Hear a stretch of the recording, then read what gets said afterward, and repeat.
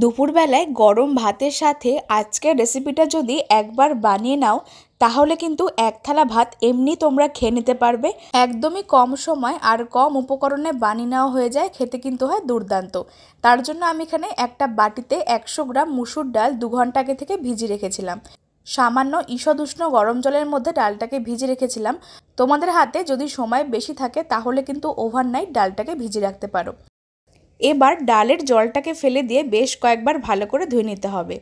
সম্পূর্ণ ভিজিয়ে রাখা মুসুর ডালটাকে ছেঁকে নিয়ে একটা বাটিতে নিয়েছিলাম। এবার এর মধ্যে নিচ্ছি একটা ডিম। তোমরা যদি পরিমাণটা আরও বেশি করে করতে চাও তাহলে কিন্তু ডিমের পরিমাণটা বাড়িয়ে নেবে। তার জন্য আমি এখানে পরিমাণ মতন একটা ডিম ভেঙে নিয়েছি। এবার অন্য একটা বড় মিক্সিং জারের মধ্যে ডাল আর ডিমটাকে নিয়ে নিচ্ছি। সম্পূর্ণ ভিজিয়ে রাখা মুসুর ডাল আর ডিমটাকে নিয়ে এবার এর মধ্যে কোনো রকম জল না দিয়ে ডালটাকে খুব ভালো করে পেস্ট করতে হবে।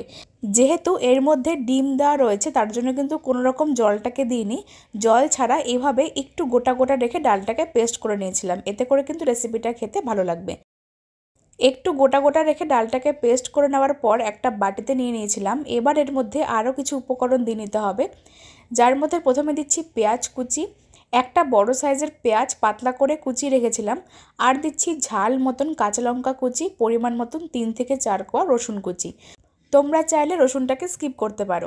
তারপরে দিচ্ছি স্বাদ মতন নুন, সামান্য হলুদের গুঁড়ো, হাফ চা চামচ লাল লঙ্কার গুঁড়ো, আর দিচ্ছি সামান্য কালো জিরে, আর সবশেষে দিচ্ছি স্বাদ মতন সামান্য চিনি। তবে তোমরা চাইলে চিনিটাকে স্কিপ করতে পারো।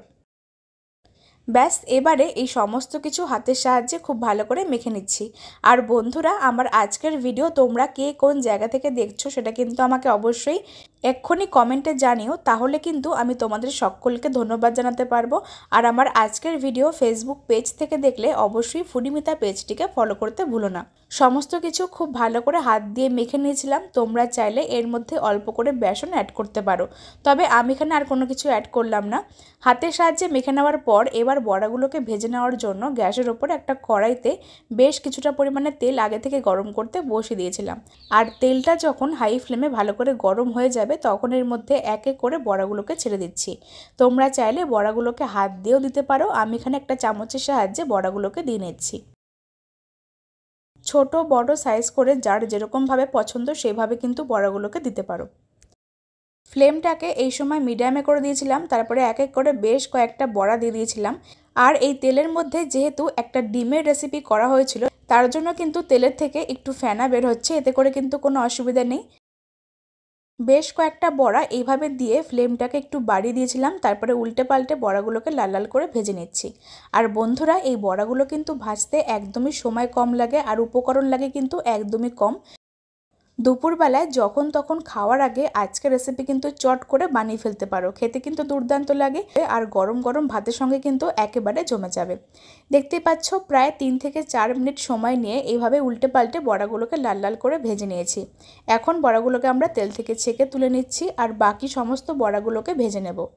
এইভাবে সামান্য কয়েকটা উপকরণ দিয়ে কিন্তু আজকের রেসিপি বাড়িতে বানিয়ে সার্ভ করতে পারো। গরম গরম দুপুরবেলা ভাত দিয়ে অথবা সন্ধ্যাবেলা স্ন্যাক্স হিসেবে কিন্তু পরিবেশন করতে পারো। এইভাবে সমস্ত বড়াগুলোকে ভেজে নিয়েছিলাম। আর বন্ধুরা, আমার আজকের রেসিপি তোমাদের কাছে ভালো লাগলে অবশ্যই লাইক কমেন্ট আর শেয়ার করতে ভুলো না।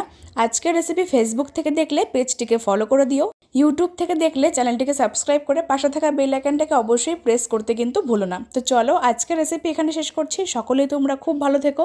ধন্যবাদ।